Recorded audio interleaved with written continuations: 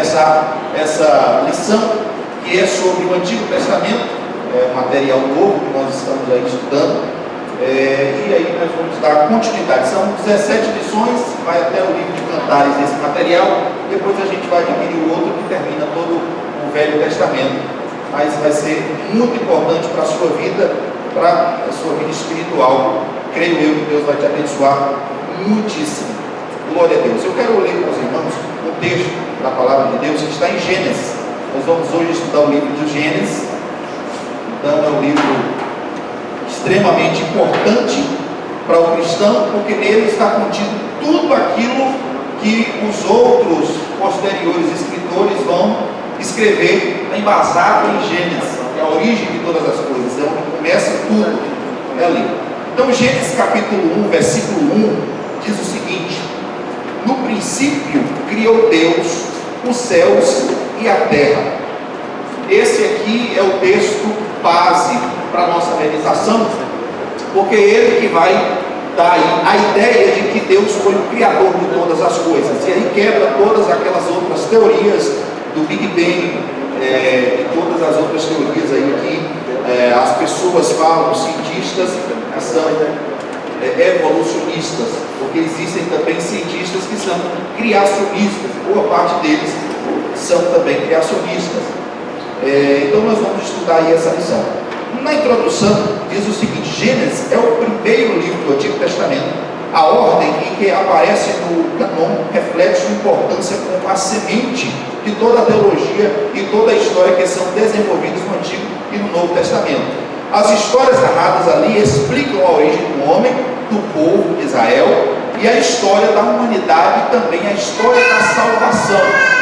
Então, o livro do Gênesis, ele mostra aí a origem de todas as coisas, desde a origem do homem, a origem das plantas, a origem dos animais, a origem da terra, como também a origem do povo hebreu, o povo de Israel, e também a da humanidade. Todas as civilizações do mundo, elas estão no livro de Gênesis, ali imprimidas em alguns textos. Quando você estuda ele de maneira pormenorizada, você consegue encontrar várias civilizações que deram origem a outros povos, como as Américas, a Europa, todas estão lá no livro de Gênesis, e é muito interessante a gente notar isso. Talvez não vá dar tempo de nós nos aprofundarmos tanto nisso, mas vai dar para a gente ter uma noção de como ela começou, como tudo isso começa. Então a importância do livro de Gênesis se dá justamente porque ele trata da origem de tudo. A origem de tudo está lá no livro de Gênesis. Muito importante para o cristão. Então a primeira coisa que nós vamos ver aqui fala sobre a visão panorâmica do livro de Gênesis.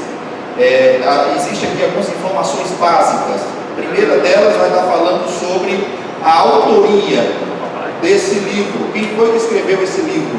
O livro do Gênesis foi Moisés. Moisés foi o escritor do livro do Gênesis. Você vai ver aqui que foi no período de 1440. Foi aí antes de Cristo. A escrita aí de Moisés foi descrita no deserto, quando o povo saiu do Egito e estava no deserto, indo para Canaã. Foi o período em que Deus realmente deu aí a iluminação para Moisés escrever, e ele escreveu para o povo de Israel, ou o povo hebreu, mais apropriadamente para o povo hebreu, porque o povo de Israel ainda não se chamava povo de Israel nesse período, era o hebreu, descendente de Éber. E eu achei interessante isso, porque recentemente eu tive assistindo aquele filme, Os 10 Mandamentos, que estava aí tão afamado, sendo aclamado, muito bom. Eu fui assistir e assim, teve muitas coisas interessantes que dos outros que eu já assisti sobre Moisés não fala, mas um dos destaques lá que eu observo é que ele coloca Moisés como escritor do livro, porque você veja, não sei se alguém já assistiu aqui o livro, o filme, muito bem produzido pela Record, mostra que Moisés escreveu os livros, porque nos outros filmes que eu já assisti de Moisés não mostra a autoria mosaica, pelo contrário, mostra outras vertentes da escrita de Moisés, mas lá mostra que Moisés escrevia o que ele passava durante os 40 anos aí do deserto. Então, muito interessante o que narra lá. E não só o livro de Gênesis foi escrito por Moisés, irmãos. O livro de Êxodo, o livro de Números, o livro de Deuteronômio, né, o livro de Levítico, o Pentateuco, são os 5 primeiros livros da Bíblia, foram escritos por Moisés. E também alguns salmos foram escritos por ele, como o Salmo 90, e outros salmos também foram escritos pelo servo de Deus, Moisés, um homem extremamente preparado. E o versículo-chave, Gênesis 1, que nós lemos, e a palavra-chave é o começo, origem. A tradução da Septuaginta, que é uma tradução do hebraico para o grego, aí o nome do primeiro livro da Bíblia se chamou Gênesis, mas no hebraico não é desse jeito, é outro nome, mas a importância não é o nome do livro, porque a depender da língua muda, mas o importante é o conteúdo dele, que é o mesmo. Isso é bem importante. Então o esboço do livro de Gênesis mostra aqui no 1.2, vai estar falando aí sobre os fatos que acontecem no livro de Gênesis. Primeiro vai estar falando aqui Gênesis 1, versículo 2, vai falar sobre a criação, vai falar sobre a queda do homem, do pecado. No capítulo 6, versículo A ao capítulo 9, vai falar sobre o dilúvio. Vai falar sobre o dilúvio. Depois do capítulo 10 e 11 fala sobre Babel. Inclusive o capítulo 10 e o capítulo 11 vai falar sobre todas as nações. Se você ler lá o livro de Gênesis capítulo 10 e 11, vai estar lá descrito todas as nações que hoje existem na terra, são oriundas daquelas nações que lá estão descritas no capítulo 10 e 11 do livro de Gênesis. Então é muito interessante esses dois capítulos aí, justamente quando há a proliferação de várias línguas e Deus divide as pessoas naquele período. Gênesis capítulo 12, versículo ao capítulo 25, fala sobre Abraão, sobre a história de Abraão, a vida de Abraão. Toda a história de Abraão está descrita no capítulo 12 ao 25. Do 26 ao 27 fala sobre Isaac, que era o filho de Abraão. No capítulo 28 a 36 do livro de Gênesis mostra a história de Jacó, ou a história de Israel, porque ele mudou o nome, né? Foi mudado o nome dele depois. Então Jacó se tornou esse grande homem aí de Deus, depois que foi chamado Israel. E do capítulo 37 do livro de Gênesis até os 50, até o final, começa a narrar a história de José, que depois se chamou Zafinat Paneah, que é um nome egípcio, mas que quer dizer o Salvador, mas é um nome que José ganhou depois disso. Então, nesse esboço, você consegue ter aí uma visão panorâmica de todo o livro de Gênesis, do que eles mostram os fatos principais de cada pessoa. E observe, irmãos, que o objetivo do livro de Gênesis é mostrar justamente a origem do mundo, a origem das civilizações do mundo e principalmente a origem do povo hebreu. E você veja que do capítulo 12 até o capítulo 50 se ocupa em falar de uma família, que é a família de Abraão, o seu filho Isaac e o neto de Abraão, que era Jacó, e depois o bisneto de Jacó, de Abraão, que era José. Então, praticamente do capítulo 12 ao 50 fala de uma família, de como Deus trabalhou na vida dessa família e fez tantos milagres. E você veja que Deus havia abençoado Abraão, porém todas as filhas, todas as mulheres dos patriarcas, Abraão, Isaac e Jacó, eram estéreis. A mulher de Abraão era estéril, que era Sara. A mulher de Isaac, que era Rebeca, era estéril. A mulher de Jacó também era estéril, que era Raquel. Você vai ver que todas elas eram estéreis. Por quê? Era para o milagre de Deus ser mais contundente, mais eficiente, mais forte, para mostrar que realmente era Deus quem estava dando vitória para aquele povo e iria abençoar a família. Porque como é que Deus profetiza que iria abençoar a família de Abraão e todas as mulheres dos patriarcas eram estéreis? Era justamente para mostrar que era Deus naquela família que dava vitória e era Deus que fazia o milagre acontecer. Então, que coisa tremenda a gente notar esses detalhes da bênção de Deus, justamente para não ficar glória para homem nenhum e para mulher nenhuma, porque aí a mulher pode dizer, não, mas eu sou fértil, por isso que Deus abençoou. Não, era estéril, a mulher Sara, a Rebeca, que era a mulher de Isaac, e também Raquel, todas eram estéreis. Então foi milagre de Deus na vida de Abraão, de Isaac e de Jacó. Tantas vitórias maravilhosas a gente pode destacar. Outra questão interessante que a gente pode notar, irmãos, aqui, só para trazer informação para os irmãos, o dilúvio também é algo tremendo, a gente vai estar falando mais na frente, e tanta coisa boa que eu poderia aqui falar para os irmãos, mas eu vou obedecer aqui a revista para que a gente consiga concluí-la hoje. No 1.3 vai estar falando Gênesis em uma sentença, ou seja, vamos ver que uma sentença. Deus mostra seu amor por meio da criação, do juízo e da eleição de um povo que o revelaria às nações.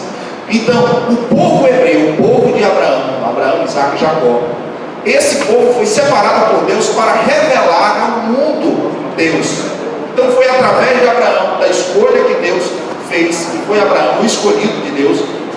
Deus então revela ao mundo Deus se revela ao mundo, Então isso é muito importante, porque não foi Abraão que escolheu Deus, mas Deus quem o escolheu e o elegeu, e por isso a gente pode entender aí que Deus é o Deus que é o condutor da história, e o homem não tem a capacidade de compreender Deus se Deus não quiser se revelar, e Deus se revelou por meio desse povo, dessa família. Glória a Deus. Irmãos, uma coisa que eu gosto de destacar, eu já preguei sobre isso, mas Deus é o Deus da família. Você observa como Deus abençoou a família de Abraão, a família de Jacó, a família de Isaac, e Deus se revelou através de uma família. Deus aparece na família de Abraão, Deus aparece na família de Jacó, Deus aparece na família de Isaac. Justamente todas as mulheres eram estéreis, como eu já destaquei para os irmãos, e Deus quer mostrar o quê? Que Ele é o Deus da família. Porque quando Deus chama Abraão, Deus chamou Sara. Deus não chamou só Abraão, Deus chamou a família de Abraão, que foi Abraão e a sua esposa. Então Deus é o Deus que abençoa e se revela para as famílias. Então nós precisamos entender que Deus ainda continua fazendo isso hoje. E Ele com certeza já tem abençoado a sua família e irá abençoar muito mais. Deus é o Deus que se revela para as famílias. Glória a Deus por isso. Então Gênesis, no ponto 2, Gênesis, o livro dos começos. Tudo se origina em Gênesis, tudo é oriundo de Gênesis. E isso é muito importante. Observe que este livro tem o registro de vários começos, tanto da humanidade, quanto de hábitos e convenções que os hábitos desenvolveram, ou seja, tudo se desenvolveu no livro de Gênesis. Você veja lá, o mundo, no capítulo 1, no capítulo 1 ainda, fala sobre a raça humana, como ela se originou. No capítulo 2 vai falar sobre o casamento. No capítulo 3 vai falar sobre a origem do pecado. No capítulo 4 fala sobre as cidades ali construídas. No capítulo 4 ainda fala sobre a tecnologia, porque antes do dilúvio existia tecnologia. Pela história da humanidade, irmãos, a partir do ano de 1500 a 1400, que o homem conseguiu ter o domínio do ferro, os hititas e depois os filisteus. Porém, isso historicamente falando, mas se a gente for olhar na Bíblia, a origem do ferro, do manuseio do ferro e de outros artifícios como o bronze, eles eram utilizados antes do dilúvio. Existia uma família lá, justamente a família ímpia, que foi a família que desenvolveu a tecnologia, que era Tubal-Caim, Zubal, são várias pessoas que faziam isso. Vou ler para os irmãos aqui, está no capítulo 4, versículo de número 20, diz assim: E Ada teve Jabal, este foi o pai dos que habitam em tendas e tem gado, ou seja, ele fazia curral, ele era profissional nisso. No 21 fala, e o nome do seu irmão era Jubal. Este foi o pai de todos os que tocam harpa e órgão, ou seja, ele foi a pessoa que criou os instrumentos. Esse homem aqui, o Jubal. E no 22, versículo 22 do capítulo 4, diz: E Zila também teve Tubal-Caim, mestre de toda a obra de cobre e de ferro. E a irmã de Tubal-Caim era Naama, ou seja, Tubal-Caim foi a pessoa que desenvolveu o ferro e o bronze antes do dilúvio. Depois do dilúvio foi no ano 1500 pelos filisteus. Mas nesse período aqui foi esse cidadão aqui que teve a grande façanha de conseguir dominar esses elementos. Então é interessante a gente notar isso, que E é muito interessante, muito importante a gente entender isso aí. O que a gente nota também em Gênesis, queridos? No ponto 3 aqui, na minha revista está no versículo, na página 9, mas é fácil você encontrar na primeira lição aí de Gênesis, destaques. Vai falar sobre 3.1, a obra criadora de Deus. É a obra criadora de Deus. Como é que se dá essa obra criadora de Deus? Essa obra criadora de Deus, ela refuta algumas ideias que eu quero destacar para os irmãos. O que existe de ideias sobre a criação diante de todas as civilizações do mundo?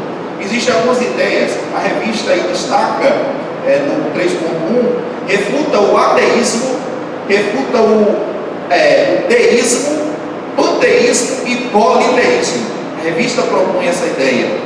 Então eu quero explicar cada uma delas para os irmãos em rápidas palavras. O que acontece? O ateísmo é aquela pessoa ou aquela filosofia de pensamento a respeito de Deus que ele não existe, né? Que ele não existe, nega a possibilidade e a existência de um Deus, né? Ou de deuses, ou de qualquer tipo de divindade. Então, nega. Esse A antes do teísmo quer dizer contra Deus, a ideia de contra, ele não existe Deus. O deísmo, que vai estar dizendo aí, o deísmo é a filosofia de pensamento a respeito de Deus, de que Deus criou tudo. Isso aqui é muito pregado e falado pelos professores universitários, história, alguma coisa desse tipo. O pessoal crê em Deus, mas crê que esse Deus fez tudo aqui na terra e subiu e foi para o seu local, e ele está lá, e ele não se envolve mais com essa terra. Ele fez, delegou leis, delegou decretos, e tudo funciona perfeitamente, porém esse Deus não mais está aqui na terra. Ele fez e foi para o seu local. Isso se chama deísmo, é um pensamento que existe um Deus que não se relaciona mais com o ser humano. É o deísmo. Existe panteísmo também, que essa maneira de nós pensarmos refuta tudo isso. O panteísmo é uma ideia de Deus, principalmente está ligada a uma das maiores religiões do mundo, que é o hinduísmo, que é lá do pessoal da Índia, que crê que Deus é tudo e tudo é Deus.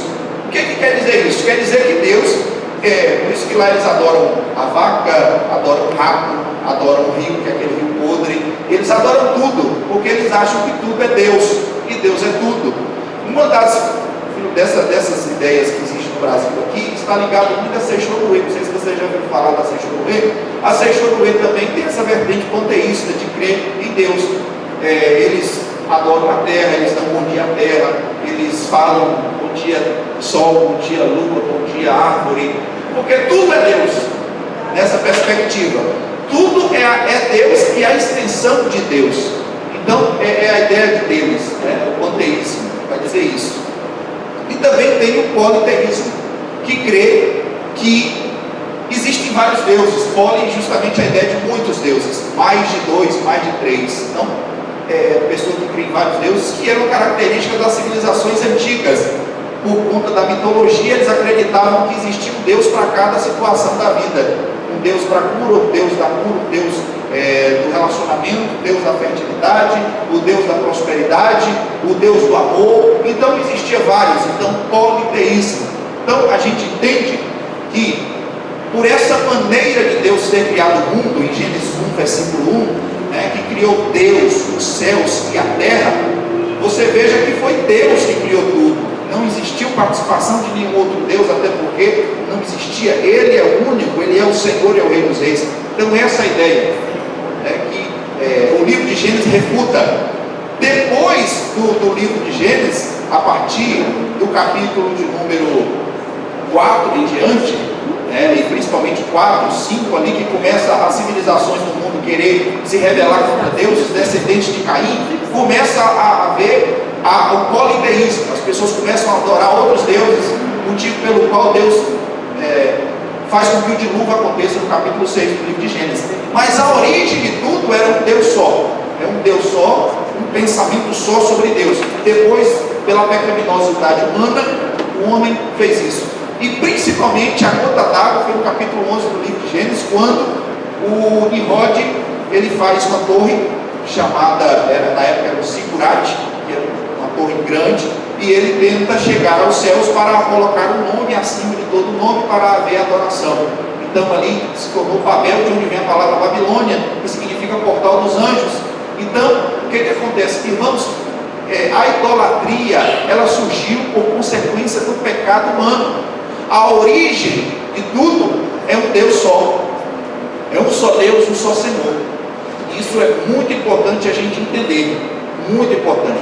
Então, os destaques são esses. O Gênesis mostra justamente a origem de tudo e que Deus é um só.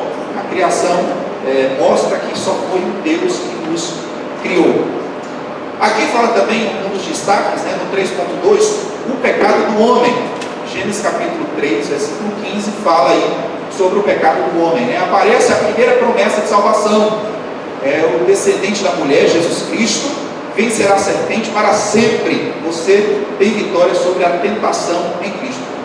Vamos ler, por favor, irmãos. Olha, o capítulo 3, versículo 15, mostra aí o que a gente chama na teologia de proto-evangelho, que é a ideia de o primeiro evangelho, o primeiro anúncio. O primeiro anúncio. Capítulo 3, versículo 15, foi o que Deus falou nas punições. Ele fala aí no versículo 15: e porém inimizade entre ti e a mulher, e entre a tua semente e a sua semente, e esta te ferirá a cabeça, e tu lhe ferirás o calcanhar. Aqui é a primeira promessa de que iria vir um libertador para redimir o homem. Começa aqui a primeira fala de Deus a respeito de alguém que viria redimir o homem. E aqui está dizendo da semente da mulher. Qual foi a mulher que deu a semente, que pisou na cabeça de Satanás? Maria. Maria Madalena, Maria, a mãe de Jesus Cristo. Então, você observa, irmãos, que Deus já havia falado há muito tempo dessa promessa do libertador. Então, por isso, Deus sempre eliminava os homens bons que apareciam, que nasciam de mulher. Como, por exemplo, Abel. A primeira pessoa que nasceu e que o diabo ficou de cabeça quente foi Abel. Quando Abel nasceu e que Deus recebeu a oferta de Abel, o diabo logo quis fazer alguma coisa para eliminar o Abel e usou o próprio irmão, que foi Caim, para matar, pensando ele que Abel seria a resposta de Deus que iria matá-lo. Mas Deus tinha outros projetos para a humanidade conhecê-lo através disso, e Deus foi revelando a sua glória através de grandes homens. Mas todas as vezes que aparecia um homem de Deus nascido de uma mulher, como Sansão, como Noé, como Abraão, Satanás ficava aborrecido. Será que é esse que vai esmagar a minha cabeça?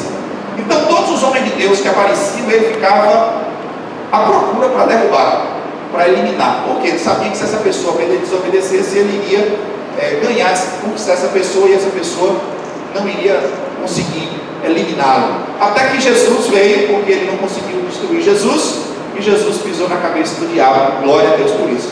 Então a revelação começa aí desde Gênesis, e é muito importante a gente entender isso. E aqui tem até uma aplicação muito interessante, que vai falar aqui, Gênesis para hoje, submeta sua mente a Cristo, resista ao pecado, enfrente as tentações, crendo que elas não são maiores que você.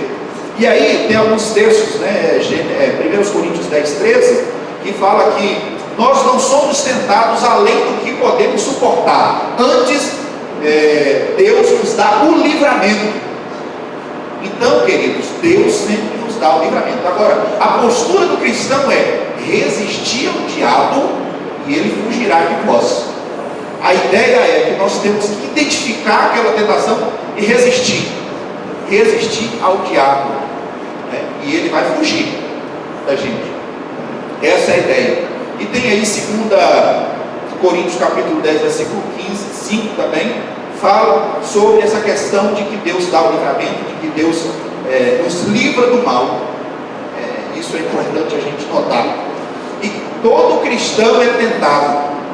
Se alguém pensa que ele não é tentado, ele é tentado. Todo dia nós somos tentados.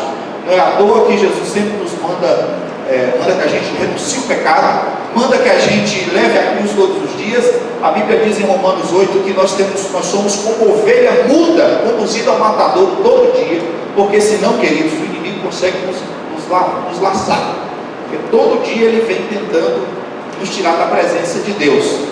Tudo aquilo que você recebe de Deus aqui na igreja, recebe pela palavra de Deus, pelas orações dos homens de Deus, o inimigo lá fora, ele quer arrancar isso de você. E ele vai usar pessoas, ele vai usar mulheres, ele vai usar propostas que não são de Deus, vai usar recursos para que você perca aquilo que você está ganhando de Deus e enfraquecer a sua vida espiritual. Mas tome cuidado. O 3.3 vai estar falando também sobre os destaques, né? Gênesis representa começos, que inclui julgamento, graça e sempre uma nova chance para recomeçar. A criação foi um ato de graça, o homem foi julgado pela queda e teve uma nova chance com a escolha da família de Noé para ser salva do dilúvio. Aqui está mostrando uma nova fase que Deus deu graça para a família de Noé, dar seguimento aí à humanidade, porque a família, a descendência de Caim e a descendência de Adão havia se perdido. E o importante também do livro de Gênesis, que o livro de Gênesis, queridos, mostra 4 das 7 dispensações, por isso que ele é tão importante. Existem 7 dispensações para quem entende o estudo da Bíblia como dispensações, o dispensacionalista. Existem 7 dispensações, inocência, consciência, governo humano, promessa, lei, graça e milênio. Porém, só no livro de Gênesis nós encontramos 4 dispensações. O livro de a inocência está em Gênesis, consciência está em Gênesis, governo humano está em Gênesis e promessa está em Gênesis. Então, por isso o livro de Gênesis é muito importante, porque as outras dispensações se dá pelos outros 38 livros da Bíblia. A Bíblia tem 39 livros, 39. E dos 39 livros, as 4 dispensações estão em um livro só. 4 dispensações estão em um só livro, que é o livro de Gênesis, e todos os outros 38 livros da Bíblia se dá 3 dispensações somente. Então, olha para você ter ideia como é importante o livro de Gênesis, nós temos um entendimento claro dele, porque ele tem os fatos principais que vão desenrolar depois dos outros. Então é muito importante isso. E o que está presente em todas as dispensações? Existe lá pecado, juízo, aliança, novas promessas e uma determinação de tempo. Isso é praticamente o que tem em uma dispensação. Então isso é muito importante. E tem outra aplicação aqui, que com certeza tem no seu material também. Deus disciplinou e julgou Israel porque desejava um povo santo.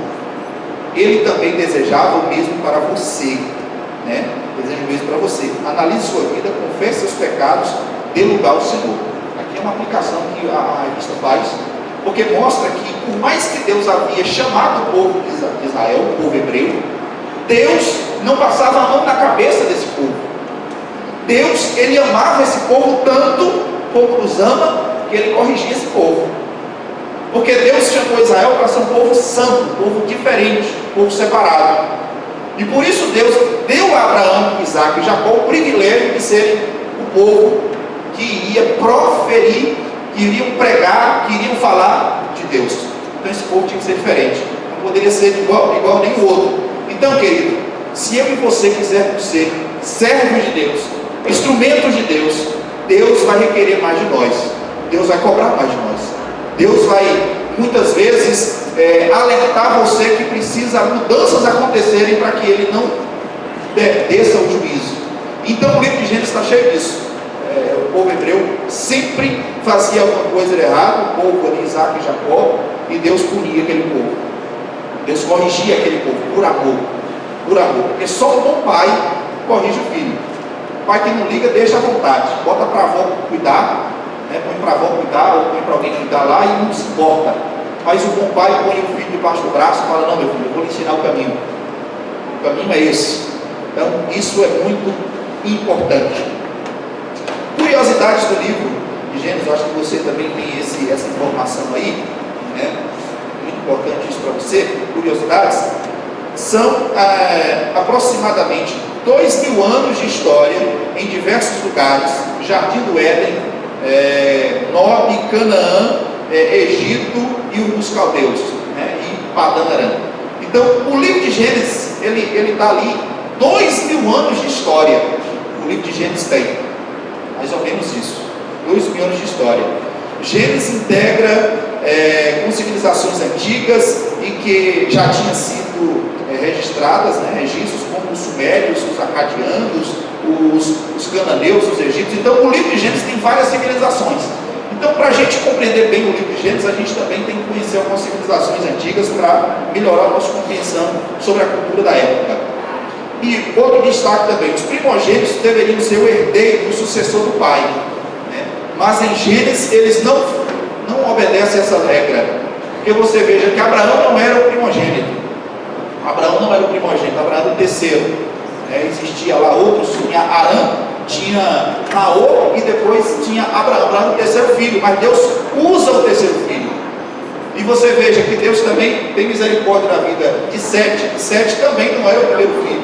Existiu Abel, existiu Caim, e depois veio Sete, mas Deus usou Sete. Existiu também aí Isaac, que também não era o primeiro filho era Ismael, de outra mãe, mas era o segundo. Jacó também não era o primogênito, Isaú era o primogênito. E Judá, que é o tido como primogênito, mas não era, o primogênito era Rúben. Então Deus usava também pessoas que não eram primogênitos. Eu vou estar abrindo aqui um mapa para os irmãos, né? Um atlas aqui, para a gente entender onde é que aconteceu todas as situações do livro de Gênesis, as civilizações da época, como é que acontecia. E aqui eu vou dar continuidade aqui ao material para os irmãos.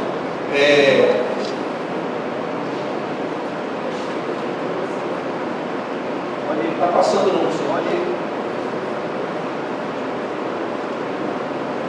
Aqui tem a terra da Bíblia, importantes terras da antiguidade. Aqui vai ter várias, mas eu vou focar nos que tem à frente. Aqui é o Mediterrâneo. Deixa eu ver se tem outro aqui mais profundo. Isso, aqui tem aqui, ó, Jardim do Éden. Não sei se os irmãos estão dando para ver, porque está meio claro aqui. Se tiver como desligar o outro, vai ficar para a gente aqui. Dá para ver? Ok. Então aqui tem o Mediterrâneo, e aqui está Israel, né? O Egito está aqui. Aqui está o braço do mar onde o povo passou, né? Onde Deus abriu o mar para o povo passar. Essa estrelinha aqui, queridos, aqui é onde é que foi o Jardim do Éden, supostamente sim. Nesse mapa aqui talvez não dê para a gente ver, mas aqui tem dois rios que correm aqui, que é o Tigre e o Eufrates, e na Bíblia até menciona outros dois, que é Pison e Gion, mas eles foram dissolvidos por conta do dilúvio, e aí não existem mais esses dois rios, desapareceram, mas todas as civilizações do mundo cresceram aqui, nesse período aqui, ó. Isso até historicamente falando, não estou falando só de Bíblia. Todas as civilizações do mundo começaram aqui. Isso aqui, para um historiador, para alguém que é de outra ramo de conceito, isso aqui se chama crescente fértil, ou Mediterrâneo, ou Mesopotâmia, que significa Mesopotâmia em grego, entre rios, que as civilizações desenvolveram aqui, nesse período aqui. Aqui é o Egito, né? Deixa eu ver o que dá para passar aqui. Não, aqui está a Arca de Noé. Aqui em cima, essa estrelinha, é onde estão os Montes Ararates. São uma colina de vários montes e vulcões que estão adormecidos, e até hoje está lá desse jeito. Monte Ararat, que hoje é onde é a atual Turquia. Então é bem aqui em cima, próximo de onde começou. Então o povo estava lá em cima, eles desceram para o mesmo local, ficaram aqui na mesma civilização, que é onde começa a Siná, que é uma terra de Sinear, onde começam todas as civilizações aí nesse período. Aqui tem aqui Israel, né, aqui no Monte Ararat lá em cima. Então eles desceram aqui e vieram para essa região aqui, onde eles se desenvolveram. Aqui tem uma foto tirada de cima, satélite, que o pessoal tirou uma foto de cima do Monte Ararat. Essa pontinho branco aqui é neve. Ele é tão alto, ele aqui fica a 5.600 metros de altitude. Então a arca ficou lá em cima, presa, e o pessoal depois desceu, foi descendo, várias montanhas, e aí foram lá para aquela região do Sinear. Aqui tem a Torre de Babel, é só uma ideia para os irmãos terem noção. Aqui é um zigurate, eu vou mostrar à frente, tem uma ideia do zigurate atual. Aqui é onde começou a Torre de Babel, na mesma civilização, porque existem dois rios. Então, antigamente, para uma civilização crescer e desenvolver, tinha que haver rio próximo, e é onde eles se desenvolveram aqui. Aqui, como eu já repeti para os irmãos, aqui é onde o braço do mar onde o povo de Israel passou. Aqui é o Egito. Existia dois Egitos, o Egito Baixo e o Egito Alto, né, que era Mênfis e Tebas, não tem ali os nomes, mas é isso que funciona. Viagens de Abraão, que é onde Abraão começou. Abraão saiu de Ur dos Caldeus, que é uma terra babilônica, que é chamada Ur, né. Provavelmente os historiadores dizem que Abraão saiu de, no caso o pai de Abraão, que era Terá, saiu de lá, lá dessa região de Ur, porque eles eram constantemente invadidos por um povo chamado húngaro. Esses húngaros, eles moravam nas montanhas acima de Ur dos Caldeus, e eles eram pessoas más, eles iam, saqueavam, levavam a comida, a alimentação, gado, e isso, muitas pessoas nesse período aqui, iam para outras terras para se ver protegidos desses húngaros. E o motivo pelo qual Arão, que era o pai de Abraão, saiu foi esse. Ele foi lá para cima, para Arão, que era próximo da Síria, e aí ele ficou lá em cima. Quando o pai morre, Abraão começa as andanças dele, peregrinações por essa terra aqui, vai até o Egito, e ele anda um monte aí por essa região. Aqui tem, queridos, ó, viagem de Abraão ao Egito. Então ele vem de longe, olha, ele vinha a camelo. Sara era boa de andar, irmão. Andava muito, Sara era boa, andava muito. Antigamente uma pessoa andava 30 km por dia, uma pessoa normal, mas como eles tinham um bando de gente, animais, andava em média de 15 km por dia. Agora imagina andar tudo isso aqui. Era muito tempo andando, era o ano todo andando, 2 anos andando, né? Perigos de assalteadores, tinha muita coisa aí. Era rota de comércio, tinha muita coisa. Aqui foi onde eles passaram no Egito. Aqui é o Sinai, onde teve a revelação de Moisés, que Moisés viu aí, a glória de Deus. Passagem de Abraão, Hebron, aqui também tem Sidom, a passagem de Ló, onde Ló ficava e onde Abraão ficou. Aqui tem várias coisas interessantes que a gente pode mencionar aí, queridos, nesse período aqui.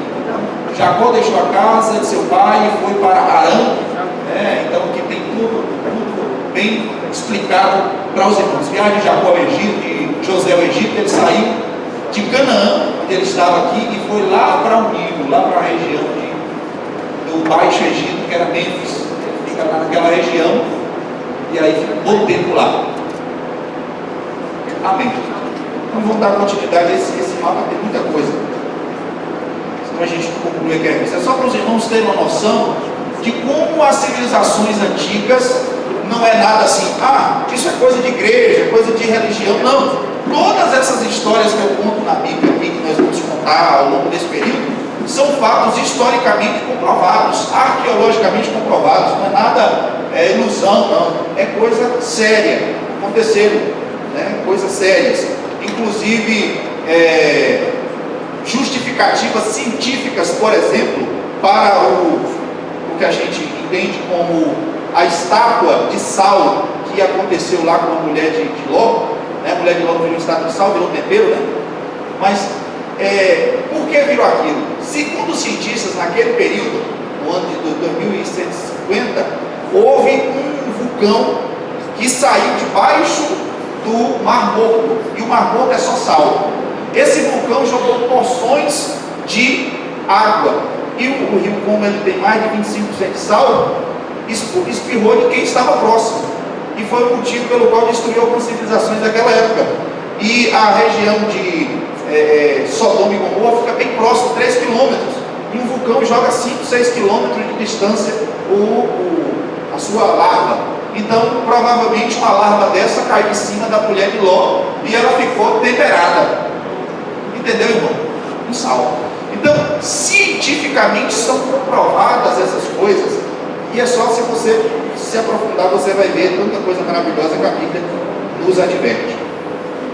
Aí aqui tem outra questão, o quarto ponto vai estar falando sobre as narrativas de Gênesis, são são expressas de contracultura em relação às outras culturas da época. Ou seja, o livro de Gênesis mostra que Deus quer que Abraão, Isaac e Jacó seja uma contracultura à cultura das civilizações antigas. E isso foi muito importante naquele período. Também mostra a questão do dilúvio. O dilúvio também, queridos, não sei se você já pesquisou, mas todas as civilizações do mundo existe uma história sobre o dilúvio. Todas. Aqui no material de vocês vai ter aí sobre Gilgamesh, a epopeia de Gilgamesh. Só que a epopeia de Gilgamesh, ele menciona aqui só para você entender que existem outras civilizações que também mencionam sobre o dilúvio. Mas não foi só a região babilônica, que é a epopeia de Gilgamesh, veio da Babilônia, não só ela que mostra o dilúvio. Existem várias vertentes sobre o dilúvio. Provavelmente, o que aconteceu? Depois da Torre de Babel, no capítulo 11 do livro de Gênesis, várias línguas foram feitas. Vocês sabem disso, o livro de Gênesis mostra, no capítulo 10, 11, mostra ali que as civilizações que estavam querendo fazer uma torre só, eles receberam de Deus a punição de vários idiomas. E os linguistas, que são as pessoas que estudam letras, eles podem ratificar isso, que todas as línguas surgiram de uma só. A base, a estrutura foi de uma só. E ali naquele período surgiu várias línguas. E outra questão importante, querido, que todas as civilizações que saíram dali falaram a respeito do dilúvio de maneira diferente, porque cada um tinha um idioma diferente. Mas você pode estudar, por exemplo, a China tem uma vertente sobre o dilúvio, de um enchimento de terra, das águas no mundo. Os caldeus também têm uma vertente, ideologia sobre o dilúvio. A Índia também tem uma forma de falar sobre o dilúvio. A Austrália, a Grécia também tem, a mitologia grega mostra sobre isso. O México, a Babilônia, como já disse. Os astecas também têm uma vertente sobre o dilúvio. Os maias, o Egito, os incas, e eu poderia mencionar vários aqui. Todos eles têm uma vertente do dilúvio, inclusive nós brasileiros. Nós brasileiros também temos. Porque imagine, você já percebeu, eu sou muito curioso, quando o descobrimento do Brasil aconteceu, não houve um descobrimento, houve um achamento. Concorda comigo? Houve um achamento, não foi um descobrimento. Já existia gente morando aqui. E você sabe que não existia barco, tudo isso naquele período antes do pessoal vir achar o Brasil. Os índios já estavam. Existe a mitologia que é de uma tribo chamada Tupinambá. Essa tribo Tupinambá, eles têm uma vertente do dilúvio, de como eles vieram para esse país. E eles mostram que eles foram salvos por uma canoa de um grande pajé. Eu não vou contar a história porque é muito longa e eu quero que você pesquise. Mas, e não é só essa tribo, tem outras tribos também, tem uma vertente sobre o dilúvio. Então, queridos, isso mostra que houve uma origem. Porque depois da Torre de Babel, cada um proferiu a respeito do dilúvio na sua língua, então isso se foi modificado. Mas na Bíblia que nós temos aqui, existe a história original, e todas as outras são vertentes do dilúvio. Isso mostra que a Bíblia é verdadeira. Amém, irmãos? Olha que coisa tremenda. Então a Bíblia é verdadeira, é original, está na palavra de Deus. Aqui também em Gênesis, o livro de Gênesis pode ser dividido em 10 partes, porque existia uma ideia de Moisés de dividir as coisas em 10. Então, você pode estudar o livro de Gênesis em 10 e tem aqui os versículos que você depois pode pesquisar aí. Muito cuidado e cautela. E ele sempre finaliza com a seguinte expressão: são estas as gerações de. São estas as gerações de. Sempre quando termina isso, é um final. Porque o judeu é muito didático. Então ele estudava por porções, que a gente chama de paraxá em hebraico, que é a ideia de um estudo semanal, aquilo que se estuda de um sábado. Então ele pegava uma porção dessa de Gênesis, dividida em 10. Se você pegar 50, você divide em 10 capítulos. Então ele estudava 10 capítulos no sábado, por isso que era dividido em 10 os livros, o livro de Gênesis, para facilitar a didática. Vamos ver aqui rapidamente, queridos, porque o tempo passa muito rápido. As doutrinas que estão presentes em Gênesis. Primeiro, Gênesis 1, versículo 1 fala: Deus é o único Senhor. Deus é o único. Então, o livro de Gênesis mostra que Deus é um só, monoteísmo. Né? a fé no Deus único é um dos pilares da fé israelita e da fé cristã. Surgiu em Gênesis esse formato monoteísta. Essa doutrina nos leva a adorar a Deus e a expressar que não há deuses comparável ao Senhor. Só existe um Deus, um Senhor único. Amém. No livro de Gênesis também tem a doutrina de um Deus pessoal, não um Deus que como eu já falei para os irmãos, um Deus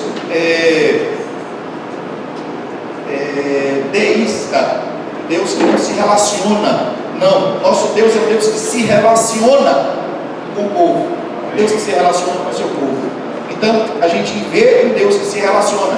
Inclusive, não vou me aprofundar nisso porque isso aqui já é uma vertente da teologia mais profunda, mas ele mostra a revelação de um Deus javista e o Deus sacerdotal. Qual é a diferença do Deus javista e do Deus sacerdotal? O Deus javista é revelado em Gênesis 1, no capítulo 1 do livro de Gênesis, é o Deus sacerdotal. É o Deus que somente fala, ele não se relaciona. Entenda bem, Deus fala e as coisas vão acontecendo. É o Deus sacerdotal. Ele fala de longe e as coisas vão acontecendo. E disse Deus, e disse Deus, e disse Deus. O Deus que se revela já vista é o Deus que se relaciona, que no capítulo 2 ele põe a mão no homem e faz o homem. Existem essas duas maneiras de se compreender a revelação de Deus. O Deus sacerdotal que fala e a coisa acontece, e o Deus já vista que põe a mão e faz. Em rápidas palavras, explicando essa doutrina. Então, querido, a gente vê que Deus é um Deus pessoal. Deus vai lá no capítulo 2 de Gênesis, falava com o homem toda a viração do dia. Falava com o homem e toda a viração do dia. Imagine Deus toda a tarde. Deus é onisciente, irmão. Deus sabia de tudo que Adão fazia. Deus sabia de tudo. De tudo que Adão fazia, Deus sabia. Mas Deus fazia questão de se relacionar com Adão. Ia lá e conversava com Adão todos os dias, saber da vida de Adão, como é que está seu dia, Adão, como é que foi as coisas. Até que um belo dia Deus veio e Adão estava em pecado. Estava em pecado. Então, querido, Deus também hoje quer se relacionar comigo e com você do mesmo jeito. Ele sabe tudo da sua vida. De cada detalhe da sua vida Ele sabe. Mas Ele quer ouvir de você o que você está passando, o que você está sentindo, como é que você está, se você o ama ou não. Ele quer ouvir de você. Porque Deus, Ele nos fez para isso, para se relacionar conosco. O 5.3 vai falar sobre o homem foi criado à imagem de Deus.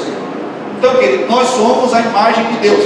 E se tem uma coisa que o diabo fica aborrecido, é com isso. Porque lembra que o diabo ele queria ser igual a Deus? Esse foi o motivo pelo qual Deus o expulsou do jardim do Éden. Ele queria ser igual a Deus. O livro de Ezequiel 34 fala, Isaías 14 também fala que ele queria ser igual a Deus. E por isso Deus o expulsou lá de cima. Mas nós fomos criados à imagem de Deus. E nós somos tão falhos, tão fracos, tão pequenos, e Deus nos deu essa graça de termos a imagem e semelhança dele. E por isso o diabo, querido, ele tenta o tempo todo destruir o homem, destruir o ser humano.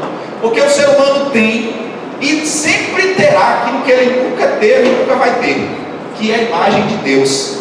Por isso que ele quer colocar o homem para mudar a imagem que Deus deu a ele, deturpar, a imagem do homem, essa moral do homem. Mas não tem como mudar. Se você vê uma pessoa, um mendigo, ele tem a imagem de Deus do mesmo jeito, nada muda. Porque se você pegar ali uma nota de 100 reais, entenda esse raciocínio meu, você pegar a nota de 100 reais, jogar no lixo, amassar, sujar essa nota de 100 reais, ela deixa de ser nota de 100 reais? Não deixa de ser nota de 100 reais. Então o diabo ele tem feito muitas pessoas assim, tem jogado no lixo, tem quebrado, tem sujado na lama, mas ele continua sendo a imagem de Deus. E o diabo não vai roubar isso. Agora o que precisa é de uma restauração, para que ele seja a semelhança de Deus. Porque uma coisa é a imagem de Deus, e esse poder que nós temos de criar, de pensar, de raciocinar, de decidir, de sermos diferentes de todas as outras criaturas de Deus. Agora a semelhança é a questão moral. A semelhança é aquilo que o diabo mais tem destruído. A pessoa é a imagem de Deus, é um ser humano, mas faz uma marcha para Satanás, como nós vimos aí. Ele perdeu a semelhança, porque a semelhança é a ideia moral. é o conceito moral de Deus, do homem. Então nós precisamos entender, nós temos a semelhança, mas precisamos que essas pessoas sejam restauradas à semelhança, que é a questão moral do ser humano. Aleluia. No 5.4 vai estar falando aí do proto-evangelho, que eu falei para os irmãos já, o pecado nos separa de Deus. Inclusive tem um texto lá de Isaías capítulo 59, versículo 2, que o que faz separação entre o homem e Deus é o pecado, as nossas iniquidades que fazem separação entre nós e Deus. Amém, queridos? Mas nós que estamos em Cristo, não há mais separação, não há mais muralha. Nós estamos grudados em Cristo, unidos em Cristo, e nada nos separará do amor de Cristo, segundo a Escritura. E a Bíblia também menciona aqui no 5.5, Abraão e seus descendentes foram eleitos com a missão de mostrar Deus ao mundo. Olha que responsabilidade. Então, se nós hoje conhecemos o Deus único, Senhores dos senhores, Rei dos reis, é porque Deus resolveu chamar Abraão, Isaque e Jacó para se revelar ao mundo. Talvez Abraão nunca teria ideia do que Deus ia fazer. Deus disse para ele: olha, eu vou abençoar todas as famílias da terra através de você. Mas ele não tinha ideia da dimensão que isso iria ser. E da mesma sorte eu digo para você, meu querido irmão, você não tem ideia do que Deus pode fazer no futuro através de sua família. O legado que você pode deixar, o legado que Deus pode fazer através de sua vida. Futuras gerações vão dizer: graças a Deus por minha mãe, graças a Deus por minha avó que orava, graças a Deus por aquele homem de Deus, por aquela mulher de Deus. Irmãos, vai refletir para a eternidade. Glória a Deus por isso. Deus é maravilhoso. No ponto 6, para a gente finalizar aqui, vai estar falando sobre o Antigo Testamento. Foram as Escrituras que a igreja teve em mãos aproximadamente por 50 anos. Vejam os textos de Gênesis que aparecem no Novo Testamento. O que acontece aqui?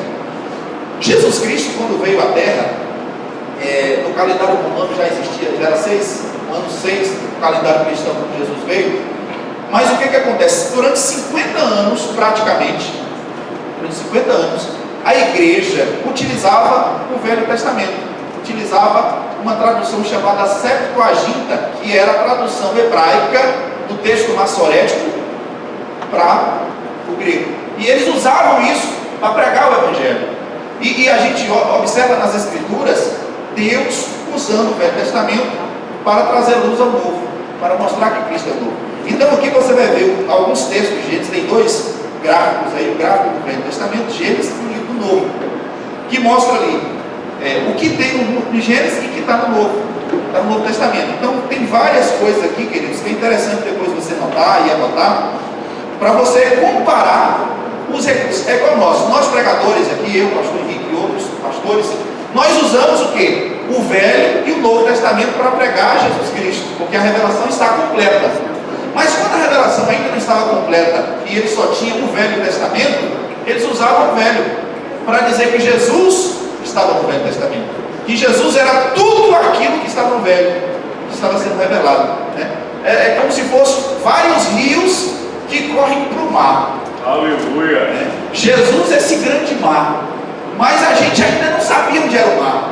Então o que eu faço? Eu vou pelos rios. Então eu vou andando pelos rios, até eu encontro o grande mar. Quando eu chego no mar, eu não preciso mais estar no rio, porque eu encontro o mar. Você está entendendo? O Velho Testamento é isso, ele nos conduz para o mar, porque o homem não tinha condição de compreender a revelação de uma vez. Então Deus vai se revelando. E aí Daniel vai dizer no capítulo 12, em que nos últimos dias correrão para um lado para o outro, e a ciência se multiplicará. Eu sei que existe uma vertente que diz que é tecnologia, mas Daniel estava falando do Messias. Ele estava falando que nos últimos dias as pessoas correriam de um lado para o outro, mas o objetivo não era esse, correr de um lado para o outro. O objetivo é que a compreensão do Messias seria completada. A ciência se multiplicaria, compreenderíamos o Cristo. E interessante que quando o Cristo é descoberto, a ciência no sentido de tecnologia também é descoberta. Você veja que depois da Reforma Protestante houve um avanço tecnológico absurdo e outras coisas. Então, depois da revelação messiânica, irmãos, a tecnologia aumentou, porque o homem submisso a Cristo, ele tem uma capacidade superior a qualquer outra, né? E por incrível que pareça, hoje muitas pessoas falam mal de Jesus. Os intelectuais hoje, irmão, pense bem comigo, os intelectuais hoje, na sua grande maioria, rejeitam Deus, rejeitam Cristo, falam mal da igreja, criticam a igreja. Mas você sabia que os grandes intelectuais que já existiam no mundo eram tementes a Deus? Eles eram tementes a Deus, né? Você vê Einstein era judeu. A maioria dos homens que descobriram ciências e coisas fantásticas, esses homens eram tementes a Deus, eram judeus ou eram cristãos. Você pode observar isso, né? Porque a maior sabedoria é o que? Temer a Deus. Não existe outra sabedoria maior. Então, para concluir aqui, queridos, olha, Gênesis registra respostas às duas questões existenciais importantes. Qual é ela? De onde vim e por que estou aqui? É a grande resposta da humanidade, e que eu e você precisamos saber. Os homens, as pessoas estão doentes no mundo porque estão negando essas duas perguntas essenciais para a vida humana: de onde eu vim e para onde eu vou, e o que eu estou fazendo aqui. Se você consegue resolver essa pergunta, você vive feliz por resto da sua vida. As pessoas que sufocam essa pergunta têm depressão, porque não tem esperança, não sabe de onde veio, não sabe para onde vai, não sabe o que está fazendo aqui. As pessoas que não respondem essas perguntas estão frustradas na terra. Podem ser ricas, podem ser bem-sucedidas, pode ser tudo na vida. Se elas não conseguem responder essas perguntas à luz da Escritura, elas não são felizes. Mas nós sabemos de onde viemos, nós viemos de Deus, foi Deus que nos criou. Nós sabemos o que estamos fazendo aqui, porque nós somos imagem e semelhança de Deus, chamados para adorá-lo. E nós sabemos para onde vamos, porque nós iremos herdar a vida eterna com Cristo nos céus. Aleluia. Amém, queridos.